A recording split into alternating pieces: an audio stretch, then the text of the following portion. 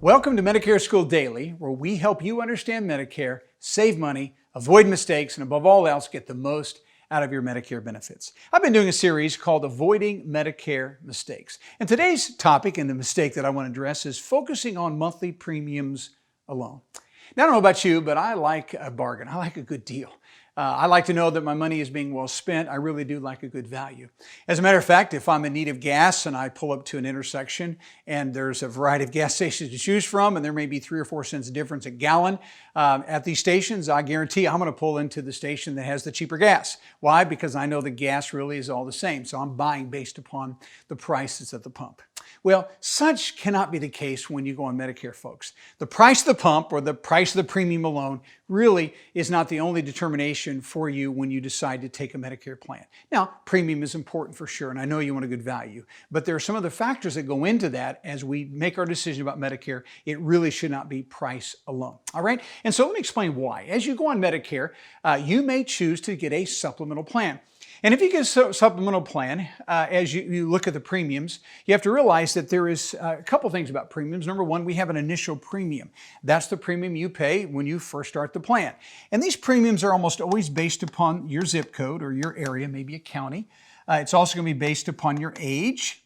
It'll be based upon your gender. We'll have female rates and male rates typically. It's also going to be based upon your tobacco status. Now, some states do not ask about tobacco, but some allow that. And so this determines our initial rate. And what I want you to realize is that the initial premiums, if I make a decision based upon that alone, I may get in with a company that's offering a lower premium initially, but those premiums may increase rapidly over time.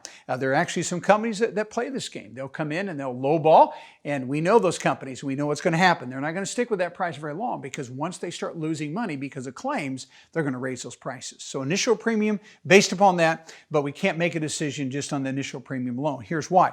Because all of these companies are going to have premium increases, all right? Now, premium increases are going to occur. They typically occur every year in most states, not all states, but most states, just simply because of age. You'll have an age-related increase at your policy anniversary. You'll be a year older, a year later at policy anniversary. So we always see a slight increase because of age in most states.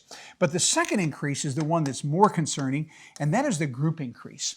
Now, these are not necessarily every year. This is going to be based upon how that group is doing financially, because when you buy a supplemental plan, you're placing a group, thousands of policyholders, and all the policyholders in the group are paying their premium, and the company is processing claims and paying money out to providers. You've transferred the risk of your health claims to them, and now they're paying money out. So we got money going in the group and money going out. So eventually, more money will go out of the group than's coming in, and that's when they have the right to do a group increase. Now, this group increase has to be approved typically by the state insurance commissioner before it can occur. But here's my point. There are some companies that tend to take these more frequently than others. And that takes us to our third point, and that is the stability of the rate.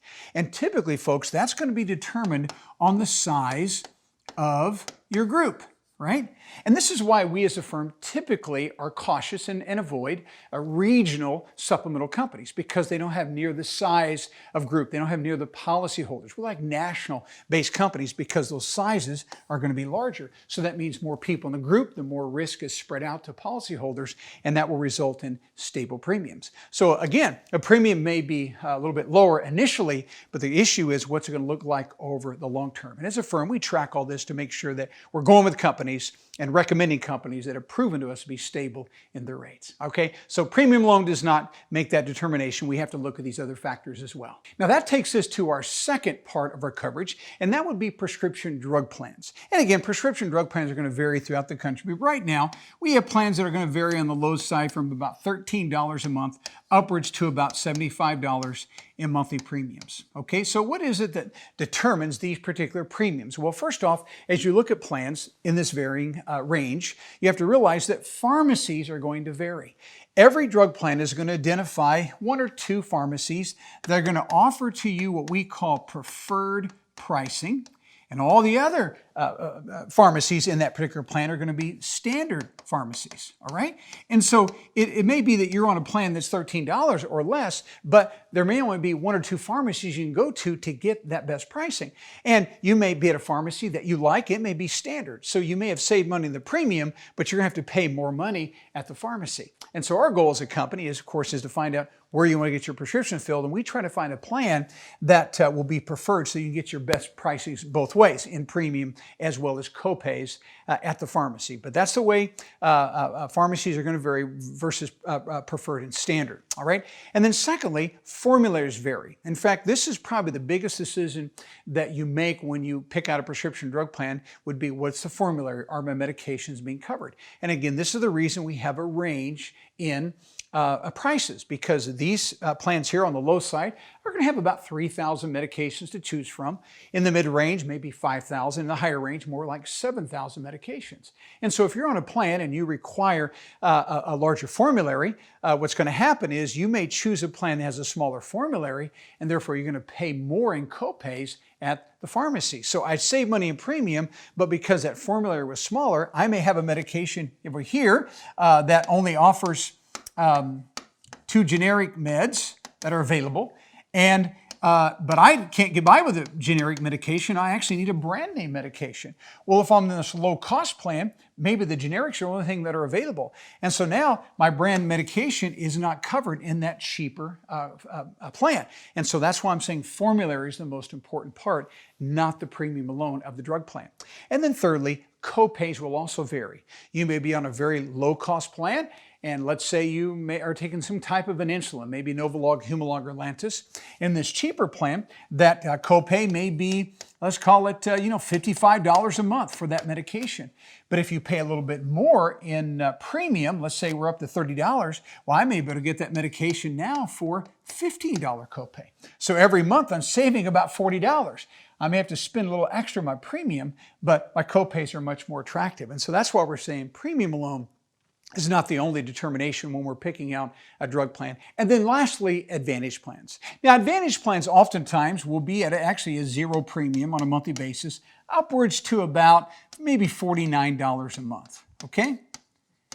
And so once again, premium alone is not the only factor when we pick out our Advantage plan. And this is why, because there are different networks. There are HMO and PPO networks. HMO networks are always smaller, less hospitals, less doctors, less specialists. PPO, always much larger. And so I may be offered a zero premium plan, but if it's an HMO and I don't have all my providers in there, it'd be better to pay $29 for a PPO and make sure I can see the providers that I would like to see. So again, premium alone is not the determination. It is the network. Is that network going to meet the needs that I have as far as the physicians and hospitals that I'd like to go to? Secondly, medical copays are also going to vary.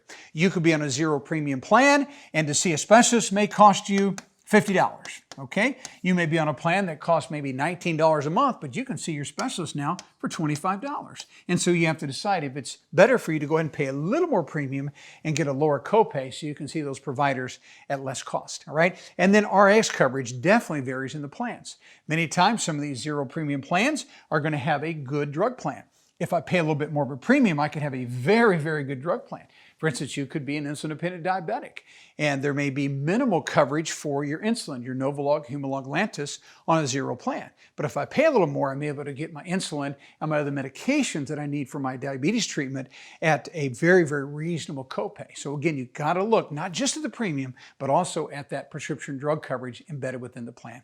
And then lastly, max out-of-pocket. Now, max out-of-pocket just simply means that's the most you'll spend in a year. If the bill's $100,000 on an Advantage plan, you're not going to pay that. The plan will set a max out-of-pocket, and that usually ranges anywhere from about $3,400 to probably $7,000 on the plan. And what that means, that's the most you'd spend. And sometimes, again, you may have a lower premium, but you may have a higher max out-of-pocket. If we have a little bit of a premium, then I may have a lower max out-of-pocket. So again, don't just look at the premium loan, whether that's a supplemental plan, it's a drug plan, or it's an Advantage plan. Premium is certainly important, but there's other factors that need to go into that decision. To learn more, watch the related video or check out our most recent video. Also, be sure you click to subscribe for free and get notified every time we post a new video. To watch our complete Medicare workshop, go to MedicareSchool.com. And finally, when you're ready to compare all your insurance options and get free enrollment help from one of our Medicare School Guides, call the number on the screen. See you next time.